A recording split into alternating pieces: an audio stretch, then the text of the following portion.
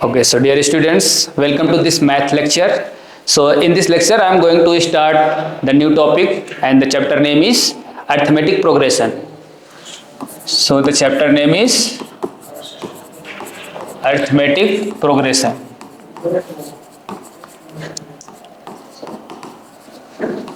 जिसको हम short form में एपी बोलते हैं। तो इस चैप्टर को स्टार्ट करने से पहले सबसे पहले मैं इसका माइंड मैप बनाऊंगा। उस माइंड मैप से हमें पता चलेगा कि इस चैप्टर में हमें क्या क्या पढ़ना है। सो इसका माइंड मैप बनाएंगे पहले। सो इस चैप्टर में हमें क्या क्या पढ़ना है, इस माइंड मैप से हमें पता चलेगा। तो इसमें पढ़ना क्या है, सबसे पहले हम पढ़ेंगे कि definition of arithmetic progression, then इसका हम पढ़ेंगे application of arithmetic progression, then general term of arithmetic progression. So इसके जनरल टर्म्स को हम किस तरीके से लिखते हैं वो, फिर आगे हम पढ़ेंगे इसका nth टर्म हम किस तरीके से लिखते हैं एपी का। फिर उसके बाद लास्ट में हम पढ़ेंगे क्या, SN, जिसको हम बोलते हैं sum of first n terms of an AP, sum of first n terms of an AP. तो इसमें हम अरिथमेटिक प्रोग्रेशन में ये 5 टॉपिक पढ़ेंगे।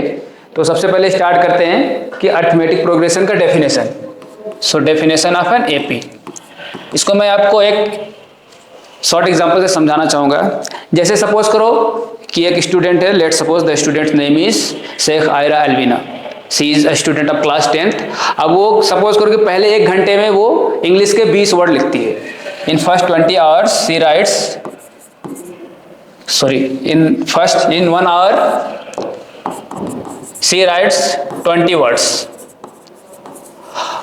In next hour she writes 25 words, and in another third hour she writes 30 words. इस तरीके से अगर हम देखेंगे तो क्या है कि एक इंक्रीज हो रहा है सेम ऑर्डर में। मतलब सेम ऑर्डर का सेंस मतलब ये पहले हमने क्या किया, पहले उस बच्ची ने एक पहले घंटे में 20 वर्ड्स लिखा, अगले घंटे में 25 वर्ड्स, नेक्स्ट घंटे में 30 वर्ड्स। अगर इस तरीके से अगला देखेंगे तो 35 फिर 40, यानी कोई एक फिक्स नंबर से इंक्रीज हो रहा है। अगर मैं दूसरा एग्जांपल आपको समझाऊं तो जैसे कि सपोज करो हमने एक बैंक में हम बैलेंस हमने डिपॉजिट किया। सपोज करो कि हमने 1 लाख रुपए वहाँ डिपॉजिट किया और 10% से हमें इंटरेस्ट मिल रहा है। तो अगले साल कितना मिलेगा, 1,10,000। फिर उसके अगले साल कितना मिलेगा, 1,20,000। फिर अगले साल 1,30,000, यानी 10-10 हज़ार का क्या हो रहा है, इंक्रीमेंट हो रहा है। तो कोई एक फिक्स नंबर इंक्रीज हो रहा है। तो जैसे भी फिक्स नंबर, यानी अगर हमें नेक्स्ट नंबर को पाना है, मान लो हमारे पास पहला नंबर गिवन है, कोई नंबर है 100 और दूसरा नंबर लाना है, तो उसमें क्या करेंगे, प्रीवियस नंबर में एक हम फिक्स नंबर ऐड करेंगे। सपोज करो हमने क्या किया, 100 में 10 ऐड किया तो 110 आ गया। फिर इसमें क्या करेंगे, हम 10 ऐड करेंगे तो क्या हो जाएगा, 120 आएगा। फिर 10 ऐड करेंगे तो 130। इस तरीके से हम फिक्स नंबर ऐड करते जाते हैं प्रीवियस नंबर में, तो हमें अगला नंबर आता जाता है। तो इसी को हम बोलते हैं क्या, अरिथमेटिक प्रोग्रेशन। तो अगर मैं इसका डेफिनेशन आपको बताऊं कि अरिथमेटिक प्रोग्रेशन क्या है। सो अरिथमेटिक प्रोग्रेशन, इसमें हमारे पास एक टर्म होता है फर्स्ट टर्म, उसमें हम क्या करते हैं, फिक्स नंबर ऐड करते हैं। उस फिक्स नंबर को हम बोलते हैं डी। फिर अगेन इस वाले नंबर में जब हम डी ऐड करेंगे तो क्या आएगा, हमें अगला नंबर मिलेगा। तो जब हम इसमें डी ऐड करेंगे तो हो जाएगा a+2d। अगेन इसमें डी ऐड करेंगे तो क्या आ जाएगा, a+3d। इस तरीके से आगे चलता रहेगा। ये जो हमारे पास सबसे पहला नंबर है, इसको हम बोलते हैं फर्स्ट टर्म। उसके बाद जो हम फिक्स नंबर ऐड करते हैं, उस फिक्स नंबर को हम बोलते हैं कॉमन डिफरेंस। तो ये जो d है, जो हम फिक्स नंबर इसको ऐड कर रहे हैं, इसको हम बोलते हैं common difference. This is known as common difference. First term को हम जनरली a से रिप्रेजेंट करते हैं और इसको हम a1 भी लिखते हैं। So first term is a, second term is a+d, third term is a+2d and so on. इस तरीके के जो भी टर्म्स हमारे पास होते हैं उनको हम बोलते हैं एपी। अब मैं आपको एक एग्जांपल से समझाऊंगा। सपोज करो हमारे पास एक एग्जांपल है, हमारे पास पहला टर्म है 2 और जो हम फिक्स नंबर ऐड कर रहे हैं वो हम फिक्स नंबर सपोज करो 3 ऐड कर रहे हैं। तो अगला नंबर क्या हो जाएगा, जब हम 2 में 3 ऐड करेंगे तो 5, फिर 5 में 3 ऐड करेंगे तो 8, फिर 8 में 3 ऐड करेंगे तो क्या हो जाएगा 11। इस तरीके से जो भी हमारे पास ये सीक्वेंस बनेगा, इस सीक्वेंस को हम बोलेंगे एपी। अब डी सपोज करें कि ये हमारे पास सीक्वेंस अब गिवन है। अब हमें चेक करना है कि क्या ये एपी में है या नहीं है। तो उसके लिए हम क्या फाइंड करते हैं, कॉमन डिफरेंस, जिसको हम डी बोलते हैं। डी फाइंड करने का फॉर्मूला हमारे पास क्या होता है, a2 - a1। यानी दूसरे वाले टर्म से हम पहले टर्म को माइनस करते हैं। सो a2 माइनस a1, जब a2 करेंगे तो 5 माइनस 2 करेंगे तो आ जाएगा 3, यहाँ से आया 3। अगेन हम दूसरा वाला भी करेंगे, a3 minus a2, a3 minus a2 करेंगे तो क्या आएगा, a3 इज 8, उसमें से a2 माइनस करेंगे तो 5, ये आ जाएगा अगेन 3। इस तरीके से अगर सपोज करो हम फाइंड करना चाहते हैं a4 माइनस a3, इससे चेक करते हैं तो क्या d सेम आएगा क्या, तो a4 क्या है हमारे पास, a4 है 11, a3 क्या है 8, सो 11 माइनस 8 करेंगे तो 3 आएगा। इस तरीके से हम देख रहे हैं क्या कि दो कॉन्जिक्यूटिव टर्म्स को जब हम माइनस कर रहे हैं तो हमारे पास एक फिक्स नंबर आ रहा है, तो इसी फिक्स नंबर को हम क्या बोलते हैं, कॉमन डिफरेंस। और दो कॉन्जिक्यूटिव नंबर को माइनस करने पे अगर फिक्स नंबर आता है तो वो जो सीरीज बनता है या वो जो सीक्वेंस बनता है उस सीक्वेंस को हम बोलते हैं क्या, अरिथमेटिक प्रोग्रेशन। अभी हो गया हमारे पास डेफिनेशन हो गया, एप्लीकेशन हमने देख लिया कि हम किस तरीके से, सपोज करो कि सीटिंग अरेंजमेंट हमें देखना है कि मान लो पहले वाले रो में हमारे पास 2 बच्चे बैठे हैं, अगले वाले रो में 5 हैं, फिर अगले वाले रो में 8 है। इस तरीके से अगर हमारे पास सपोज करो कि 101 स्टूडेंट है तो इस तरीके से हमें कितने रो चाहिए कि हम उसको इसमें अरेंज कर सके, इसको हम बैठा सके, तो इसका एप्लीकेशन है। अब हम इसका जनरल टर्म लिखेंगे कि एपी का जनरल टर्म कैसे लिखते हैं हम। सो जनरल टर्म्स, आपको पता है कि एपी का पहला टर्म जो होता है उसको हम बोलते हैं ए, उसको हमने ए से लिखा। दूसरे टर्म को फाइंड करने के लिए हम पहले टर्म में एक फिक्स नंबर को ऐड करते हैं, उस फिक्स नंबर को हम बोलते हैं डी, तो दूसरे टर्म को हम लिखेंगे तो ए प्लस डी। तीसरे टर्म को फाइंड करने के लिए हम क्या करेंगे, दूसरे टर्म में वो जो फिक्स नंबर है वो ऐड करेंगे, तो ए प्लस डी में जब हम डी ऐड करेंगे तो ए प्लस 2d हो जाएगा, फिर अगला ए प्लस 3d हो जाएगा। इस तरीके से आगे चलता रहेगा। अच्छा, इसको हम क्या बोलते हैं, फर्स्ट टर्म जिसको हम रिप्रेजेंट करते हैं a1 से, इसको हम बोलते हैं सेकेंड टर्म जिसको हम बोलते हैं a2 से लिखते हैं, इसको हम लिखते हैं थर्ड टर्म a3 से, this is fourth term a4। इन सारे टर्म्स को हम क्या बोलते हैं, general terms of an AP, these are known as general terms of an AP. अब मैं चाहता हूं कि इसका nth टर्म लिखना है हमें, तो nth टर्म कैसे लिखेंगे, तो इसमें आप देखेंगे तो कोई एक पैटर्न बन रहा है, जैसे a1 पे हम क्या लिखा है a, इसमें एक d है नहीं, लेकिन अगर हम d लिखना चाहे तो 0d लिख सकते हैं। यहाँ पे a2 में क्या है a प्लस डी, यानी यहाँ पे लिखना चाहे तो 1d लिख सकते हैं। यहाँ पे a3 है तो ये क्या है a प्लस 2d, यहाँ पे क्या है a4, यहाँ पे a प्लस 3d। यानी जब हमारे पास 1 था तो हमने यहाँ पे 0 लिखा, जब हमारे पास यहाँ 2 था तो हमने यहाँ पे 1 लिखा, हमारे पास यहाँ 3 था तो हमने यहाँ क्या लिखा 2, यहाँ पे हमारे पास 4 था तो हमने यहाँ लिखा 3। इसका मतलब क्या है कि जो नंबर आप टर्म है उसमें 1 माइनस कर रहे हैं तो टर्म आते जा रहा है। ये जो पहला नंबर a है वो तो ऐसे लिखना ही लिखना है। तो अगर मैं यहाँ पे सपोज करो nth टर्म लिखना चाहूँ, nth टर्म अगर मुझे लिखना है तो क्या करेंगे, a जैसे वो तो रहेगा ही रहेगा। अब जैसे यहाँ पे 4 था तो हमने क्या किया 3 लिखा, 3 को हम क्या लिख सकते हैं 4 माइनस 1। यहाँ पे 3 था, यहाँ पे हमने लिखा 2 को कैसे लिख सकते हैं 3 माइनस 1। इस तरीके से अगर हमें nth टर्म फाइंड करना है, यहाँ पे n लिखा हुआ है तो यहाँ पे क्या लिखना चाहिए हमें 1 माइनस करके लिखें, तो a plus n minus 1 into d, इसी को हम बोलते हैं क्या nth term. So nth term of an AP is an is equals to a plus n minus 1 into d. ठीक है, ये तो हो गया हमारा nth टर्म, जिसका ये फॉर्मूला हो गया a plus n minus 1 into d, where a is first term, d is common difference, n is number of term. अब nth टर्म को हम क्या बोलते हैं, कभी कभी हम nth टर्म को लास्ट टर्म भी बोलते हैं। जो हमारा nth टर्म है उसको हम लास्ट टर्म भी बोलते हैं, और जब हम इसको लास्ट टर्म बोलते हैं तो उसको हम n से रिप्रेजेंट करते हैं। यानी this nth term is also known as last term, and when it is written as last term, so इसको हम रिप्रेजेंट करते हैं L से। फॉर्मूला सेम वही रहेगा, an equals to a plus n minus 1 into d. an के place में हम क्या लिख सकते हैं L equals to a plus n minus 1 into d. So formula में कोई चेंज नहीं है, बस an के प्लेस पे हमने L लिखा। अब जो अरिथमेटिक प्रोग्रेशन होता है, यानी जो सीक्वेंस होता है वो फाइनाइट सीक्वेंस भी होता है और इनफाइनाइट सीक्वेंस भी होता है। यानी फाइनाइट एपी भी होता है, इनफाइनाइट एपी भी होता है। अब फाइनाइट एपी हम किसे बोलते हैं, फाइनाइट अरिथमेटिक प्रोग्रेशन। सो वो अरिथमेटिक प्रोग्रेशन जिसका लास्ट टर्म हमें पता हो उसको हम बोलते हैं फाइनाइट एपी। वो अरिथमेटिक प्रोग्रेशन जिसमें फाइनाइट नंबर ऑफ टर्म्स हो, और फाइनाइट नंबर ऑफ टर्म्स होगा तो हमें उसका लास्ट टर्म पता होगा। तो जिस भी एपी का लास्ट टर्म हमें पता होता है उसको हम बोलते हैं फाइनाइट एपी। यानी सो एग्जाम्पल अगर मैं आपको एग्जाम्पल से समझाऊं तो सपोज करो 2 4 6 8 इस तरीके से मैं लिखा 102। अब इसका लास्ट टर्म हमें पता है, लास्ट टर्म क्या है 102, इसलिए इसमें टोटल नंबर ऑफ टर्म कितने होंगे फाइनाइट टर्म। तो इस एपी को हम बोलेंगे क्या फाइनाइट एपी। अगला आता है क्या इनफाइनाइट एपी। अब इनफाइनाइट एपी क्या होता है कि जिसका हमें लास्ट टर्म पता ना हो, उसमें इनफाइनाइट नंबर ऑफ टर्म्स होंगे और उसका हमें लास्ट टर्म पता नहीं होगा। जैसे एग्जांपल के रूप में हम समझे तो 3 6 9 12 एंड सो ऑन। अब इसका लास्ट टर्म हमें पता नहीं, ये क्या है, ये जो एपी है वो इंक्रीज करता जा रहा है, कहां तक जाएगा हमें पता नहीं है, इनफाइनाइट तक जाएगा। इसलिए इसमें क्या है, इसमें इनफाइनाइट नंबर ऑफ टर्म्स है, इसका लास्ट टर्म हमें पता नहीं है, इसलिए इसको हम बोलेंगे इनफाइनाइट एपी। जिस भी एपी का लास्ट टर्म हमें पता होता है उसको हम बोलते हैं फाइनाइट एपी। अब इसमें हम कुछ क्वेश्चंस करेंगे, उस क्वेश्चन से ज्यादा समझ में आएगा हमें। सपोज करो कि एक एग्जांपल से मैं आपको समझाना चाहता हूं। Let's say example is 4 8 12 16 dash dash dash इस तरीके से है। तो इसका फर्स्ट टर्म क्या है, इट्स फर्स्ट टर्म इज 4। अगर इसका हम कॉमन डिफरेंस फाइंड करना चाहे तो कॉमन डिफरेंस का फॉर्मूला मैंने बताया था किस तरीके से फाइंड करते हैं, a2 माइनस a1।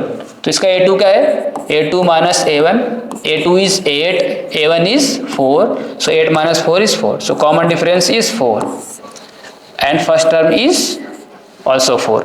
अब हमें सपोज करो कि इसका फाइंड करना कि 100 टर्म, बताइए कि इसका 100th टर्म क्या होगा। 100 टर्म का मतलब हमें a100 फाइंड करना है और an का फॉर्मूला हमें पता है, an होता क्या है nth टर्म, तो an का फॉर्मूला होता है a plus n minus 1 into D, ये an होता है। तो अगर हमें 100 टर्म फाइंड करना है तो हमें n के प्लेस पे क्या रखना होगा 100, so a100 is equal to a plus 100 minus 1 into d, so it will be a plus 99d। अब a का वैल्यू हमें पता है, what is the first term, first term is 4 plus 9 into what is the common difference, common difference is also 4, so this is 4, so it will be written as 4 into, so this is 400। तो जब इसका 100 term हमने find किया, जो हमारे पास given AP है, इस AP का जब हमने 100th टर्म फाइंड किया तो वो क्या आ गया 400 आ गया। ठीक है, समझ में आया कि किस तरीके से हम इस फॉर्मूले का यूज करेंगे और एपी का 100 टर्म या फिर 200 टर्म फाइंड करना होगा तो किस तरीके से करेंगे। तो हम ये जनरल टर्म जो होता है nth टर्म, वो फॉर्मूला यूज करके वहां से हमने 100 टर्म फाइंड कर लिया। अब आगे दूसरा एग्जांपल समझिए। सपोज करो हमारे पास गिवन है 3 then let's say 5 7 9 and so on. अब इसका हमें फाइंड करना क्या है कि फाइंड करके बताइए कि इसका 100 फर्स्ट टर्म क्या होगा। Tell me what will be its 100 first term.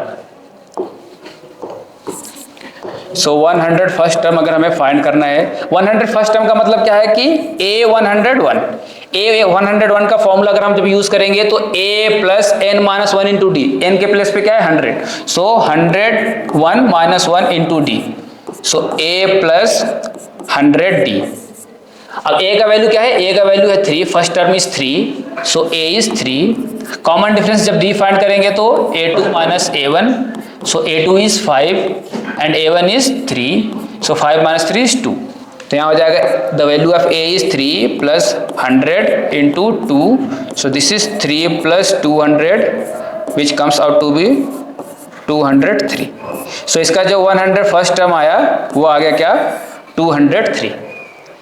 तो आई होप कि ये क्वेश्चन आपको समझ में आया होगा। अब जो ये हमारे कॉमन डिफरेंस होता है, कॉमन डिफरेंस का अगर मैं जनरल फॉर्मूला लिखना चाहूँ तो क्या होना चाहिए। जैसे एमसीक्यूज में कभी कभी क्वेश्चन आता है कि कॉमन डिफरेंस में बताओ कि चारों ऑप्शन में से कौन सा करेक्ट होगा। जैसे मैंने आपको बताया कि डी को हम कैसे फाइंड करते हैं, a2 माइनस a1।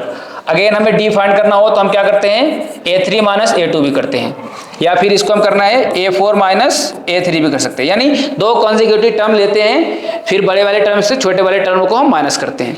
तो अगर मैं इसका जनरल फॉर्म लिखना चाहूँ, मैं बोलूँ कि an, तो an में से हमें क्या माइनस करना चाहिए कि d आ जाए। तो an के पहले वाला टर्म क्या होगा, an के पहले वाला टर्म होगा an minus 1।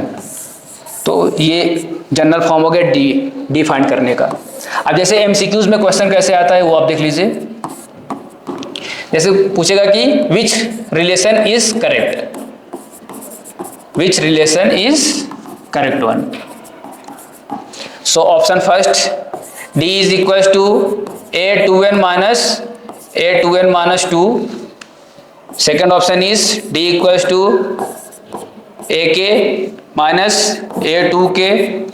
Option 3 is AK minus AK minus 1 and option 4 is D equals to A3 minus A1.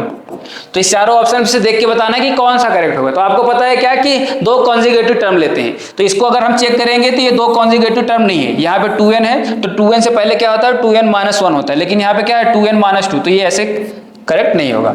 इसी तरीके से ये भी देखेंगे तो ये भी रॉन्ग है। क्यों? क्योंकि यहाँ पे k है और उसके बाद आ रहा है 2k, लेकिन k के पहले क्या आना चाहिए k minus 1, तो ये भी नहीं होगा। अगर इसको हम चेक करेंगे तो क्या है यहाँ पे A3 है और यहाँ पे क्या है A1, होना क्या चाहिए था 3 से पहले टर्म कौन सा होता है 2, सो A3 माइनस A2 होना चाहिए, तो इसका मतलब ये भी रॉन्ग है। तो बचा क्या हमारे पास D equals to this one AK minus AK minus 1, तो ये हो जाएगा राइट जो ऑप्शन जो है वो हो जाएगा ऑप्शन नंबर 3। ओके, अब नेक्स्ट हो जाता है, ये हो गया हमारे पास फर्स्ट टर्म हो गया, कॉमन डिफरेंस हो गया, उसके बाद कॉमन डिफरेंस का फॉर्मूला जो होता है वो हो गया, nth टर्म का फॉर्मूला वो हो गया। अब हम फाइंड करते हैं कि जैसे कोई गिवन है, इसमें मान लो कि हमारे पास फाइनाइट एपी है, let's say finite AP is 2 then 4 then 6, इस तरीके से जाते हैं 202 है। अब इसमें क्या होता है कि इसमें ऐसे में बोलता है कि फाइंड द 11th टर्म, अगर मान लो बोल दिया कि फाइंड 11th टर्म, जब 11th टर्म फाइंड करने के लिए बोला तो हम क्या फाइंड करेंगे A11 का फॉर्मूला क्या हो जाएगा A plus 10D, 11 minus 1 into D that is A plus 10D। A हमें पता है क्या है 2, A is 2 plus 10 into D क्या है D is A2 minus A1, so A2 is what A2 is 4, A1 is 2, so 4 minus 2 is 2, तो ये हो जाएगा 2, so this is 2 plus 20 equals to 22, तो हो गया 11th टर्म क्या आ गया 22। लेकिन इसी क्वेश्चन, अब हमें पता है कि ये क्वेश्चन क्या है, ये जो हमारे पास अर्थमेटिक प्रोग्रेशन गिवन है ये फाइनाइट एपी गिवन है, तो इसी क्वेश्चन में ऐसे ही पूछ सकता है कि find the 11th term from the last. जैसे इसमें क्या फाइंड करना था हमें, फाइंड द 11th टर्म। जब भी हमें बोलेगा कि फाइंड द 11th टर्म या फिर फाइंड द 50 टर्म, इसका मतलब क्या है कि हमें उसको स्टार्टिंग से ही फाइंड करना है, फॉरवर्ड से फाइंड करना है, जब तक वो बैकवर्ड से ना पूछे। लेकिन अगर जब क्वेश्चन पूछता है कि find the 11th term from the last, तो उसको हम कैसे करेंगे। सो इसका जो दूसरा क्वेश्चन बनता है वो किस तरीके से बनता है कि find the 11th term from the last of the given AP suppose करें क्या है 2 4 6 8 एंड 202, ये हमारे पास AP गिवन है। इसका हमें 11th term from the last find करना है, तो इसका हमारे पास दो तरीका सॉल्व करने का, दो तरीका कौन कौन सा है। एक तो हम क्या करेंगे, जो हमें एपी गिवन है उसको रिवर्स ऑर्डर में लिख लेंगे, रिवर्स ऑर्डर में लिखने के बाद उसको हम फॉरवर्ड वाला फॉर्मूला जो है वही यूज कर लेंगे। जैसे इसको अगर हम रिवर्स ऑर्डर में लिखना चाहे तो पहले आप देखो यहाँ पे गैप कितने का है 2 का, यहाँ पे गैप कितने का, इसमें भी 2 का, इसमें भी गैप 2 का है, इसका मतलब जो गैप आ रहा है वो 2 का आ रहा है। तो अगर मैं पूछूं 202 से पहले क्या आएगा तो 200 आएगा, तो इसको हम पहले रिवर्स ऑर्डर में लिखेंगे, पहले इस एपी को हम रिवर्स ऑर्डर में लिखेंगे। तो रिवर्स ऑर्डर में क्या हो जाएगा, पहले हो जाएगा 202, फिर उससे पहले क्या होगा 200, फिर देन 198 एंड सो ऑन, ये जाते जाते लास्ट में कहाँ तक जाएगा 4 और 2 तक। अब जो पहले बार जो ये क्वेश्चन हमें गिवन था, इसमें क्या करना था हमें इसमें करना था कि 11th टर्म फाइंड करना था फ्रॉम द लास्ट। अब जैसे ही हमने क्या किया, इस एपी को रिवर्स ऑर्डर में लिख दिया, अब हमें रिवर्स ऑर्डर वाले एपी का 11th term from the starting find करेंगे, तो ओरिजिनल एपी का 11th term from the last अपने आप ही आ जाएगा। तो हमें पता है कि 11th टर्म का, इसमें अगेन हम वही फॉर्मूला लगाएंगे, A11 equals to A plus 11 minus 1 into d which is A plus 10D। अब इसका फर्स्ट टर्म क्या है, इसका फर्स्ट टर्म है 202, सो 202 प्लस 10 इंटू इसका कॉमन डिफरेंस क्या है, जब कॉमन डिफरेंस हम फाइंड करेंगे सो A2 minus A1, A2 is what 200, A1 is 202, सो ये हो जाएगा माइनस का 2, तो यहाँ पर हो जाएगा -2, सो दिस इज 202 माइनस 20। जब 202 में से 20 माइनस करेंगे तो ये आ जाएगा 281, सो ये आ जाएगा A11, 11th term from the last will be 182। Clear, समझ में आया कि क्वेश्चन क्या था। क्वेश्चन हमें गिवन था कि जो अर्थमेटिक प्रोग्रेशन गिवन था उसमें हमें 11th term from the last find करना था। तो हमने क्या किया, फ्रॉम द लास्ट फाइंड करने का हमारे पास कोई फॉर्मूला नहीं था, तो हमने गिवन एपी को क्या किया, रिवर्स ऑर्डर में लिख दिया। जैसे हमने रिवर्स ऑर्डर में लिखा तो जो लास्ट वाला टर्म था वो पहला टर्म बन गया और जो पहला टर्म था वो लास्ट टर्म बन गया। जैसे लास्ट टर्म पहला बन गया तो हमें पता है कि जैसे यहां से 11th टर्म फाइंड करेंगे तो ऑटोमेटिक वो ओरिजिनल वाले एपी का क्या हो जाएगा, 11th term from the last ही आ जाएगा। क्लियर? ओके, अब आगे चलते हैं। अब आगे एक दो क्वेश्चन मैं और करूंगा, आपको थोड़ा समझ में आएगा। अब जैसे इसमें क्वेश्चन गिवन है कि 21 18, let's say question is 21 18 and then 15 dash dash dash, in the last it is written minus 81 minus 81। अब इसमें बताना है कि इसमें टोटल कितने टर्म्स है, नॉट minus 81, ये this is the question is, इसमें क्वेश्चन लिखा हुआ है 21 18 15 dash dash dash, which term is minus 81? Question is, which term in this given AP is minus 81? कौन सा टर्म इसमें minus 81 है? अब हमें पता नहीं कि कौन सा टर्म minus 81 है, तो हम सपोज कर रहे हैं क्या कि सपोज कि ये जो हमारे पास एपी गिवन है इसमें कोई एक टर्म है जो -1 है, उसका नाम बोल दिया हमने क्या, nth term. Suppose nth term of this AP is -81, तो क्या लिखा हमने, सॉल्यूशन अगर हम स्टार्ट करेंगे यहां से लिखना, तो suppose nth term of the given AP is equal to -81, ये हमने लिखा।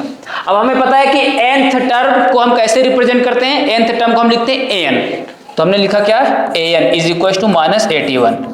हमें क्या करना है, हमें फाइंड करना है n, वो कौन सा n है जिसका टर्म जिसका वैल्यू क्या हो, -81 हो।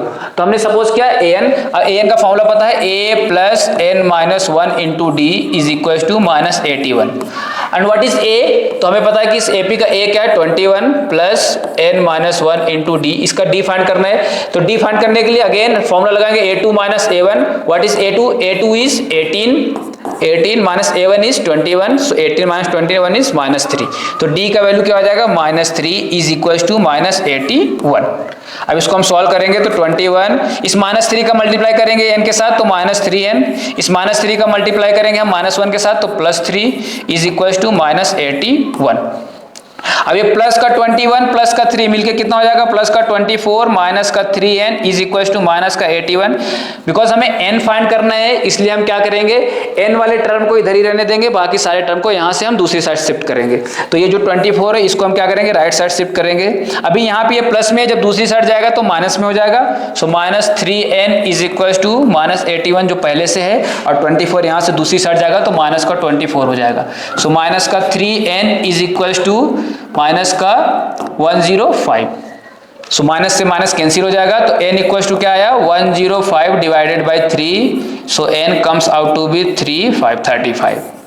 सो 35th term of the given AP will be -81।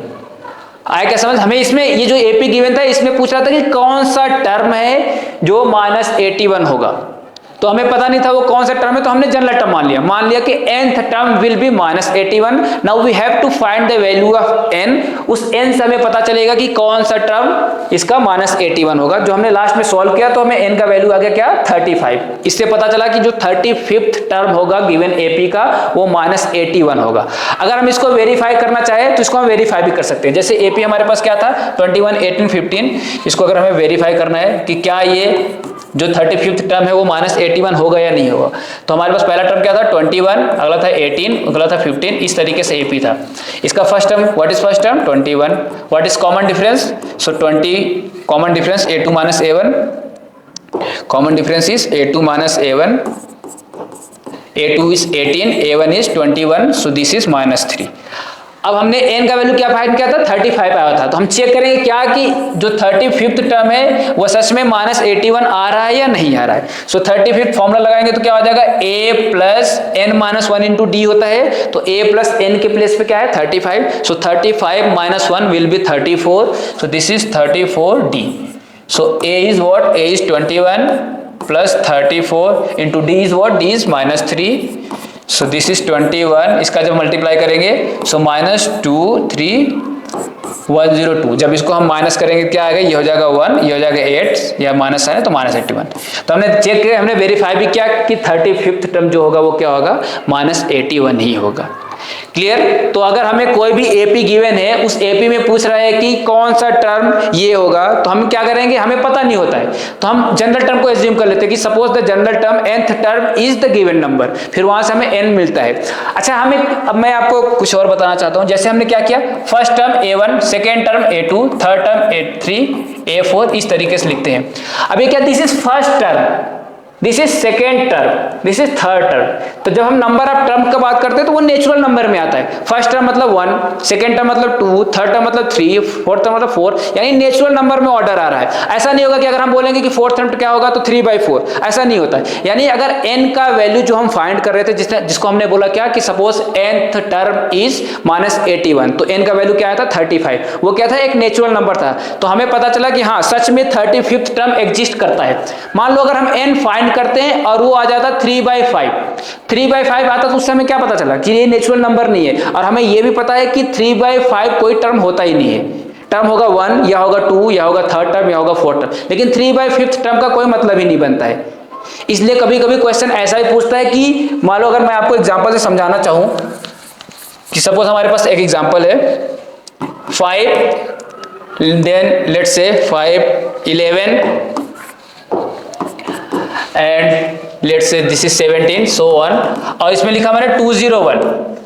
अब ये क्वेश्चन बोल रहा है कि चेक करके बताओ कि क्या 201 इसका एक टर्म है या नहीं है। इसको हमने डैश डैश लिखा है, बोल रहा है कि चेक करके बताओ कि 201 ये जो गिवन एपी है इसका कोई एक टर्म है या नहीं है। तो हमें पता नहीं कि वो है या नहीं है, तो हम एज्यूम कर लेंगे सपोज कि nth term is 201। So suppose nth term of the given AP, nth term of the given AP is equals to 201, हमने एज्यूम कर लिया। अब हम n का वैल्यू फाइंड करेंगे। अगर n हमारा क्या आ गया, नेचुरल नंबर आ गया, तो हम बोलेंगे हाँ ये वाला टर्म जो था उसका वैल्यू था 201। लेकिन अगर n नेचुरल नंबर नहीं आया तो हम बोलेंगे क्या कि ये वाला टर्म इस पूरे एपी में कहीं आएगा ही नहीं। सो हमने क्या किया, nth टर्म को माना क्या है 201, तो हम इसका फॉर्मूला लगाएंगे an equals to 201। So a plus n minus 1 into d is equals to 201। The value of a is given to be 5 plus n minus 1 into d का वैल्यू हम जब फाइंड करेंगे तो a2 minus a1, so a2 is what 11 minus 5 which comes out to be 6, तो ये हो जाएगा 6 is equals to 201। so this is 5 plus, जब 6 का मल्टीप्लाई करेंगे तो 6n minus 6 is equals to 201, plus का 5 माइनस का 6 मिलकर कितना हो जाएगा, माइनस का 1, 6n minus 1 is equal to 201। ये माइनस का 1 जब दूसरी साइड जाएगा तो प्लस 1 हो जाएगा। So 6n is equal to 201 plus 1 वो आएगा 202। n equal to 202 divided by 6, इसको जब हम डिवाइड करेंगे 2 से, सो 101 अपॉन 3। अब आपको पता है कि 101 जो है वो 3 से डिवाइड नहीं होता है, 3 से डिवाइड नहीं होता है, इसका मतलब n क्या आ गया 101 अपॉन 3, जो कि नेचुरल नंबर नहीं है, ये नेचुरल नंबर नहीं है। इससे हमें क्या पता चला कि ये जो हमने 201 लिया था, इसको जब हमने चेक किया तो पता चला कि 201 इस एपी में कहीं आएगा ही नहीं। क्लियर, समझ में आया मैं क्या बोल रहा हूं कि जो क्वेश्चन था, ये क्वेश्चन में हमें एक एपी गिवन था, उसके बाद पूछ रहा था कि क्या 201 इसका कोई एक टर्म होगा। तो हमें पता नहीं था कि होगा कि नहीं होगा, तो हमने एज्यूम कर लिया, सपोज कर लिया कि nth टर्म इज 201। अब हमने उसको सॉल्व किया, n का वैल्यू फाइंड किया, तो लास्ट में n क्या आ गया, n हमारा आ गया 101 अपॉन 3। बट आपको पता है कि ये नेचुरल नंबर नहीं होता है, as 101 is not divisible by 3, therefore 101 upon 3 is not a natural number, which implies that 201 can not occur in the given AP at any place, यानी 201 जो है वो कोई सा भी टर्म नहीं होगा। आया समझ?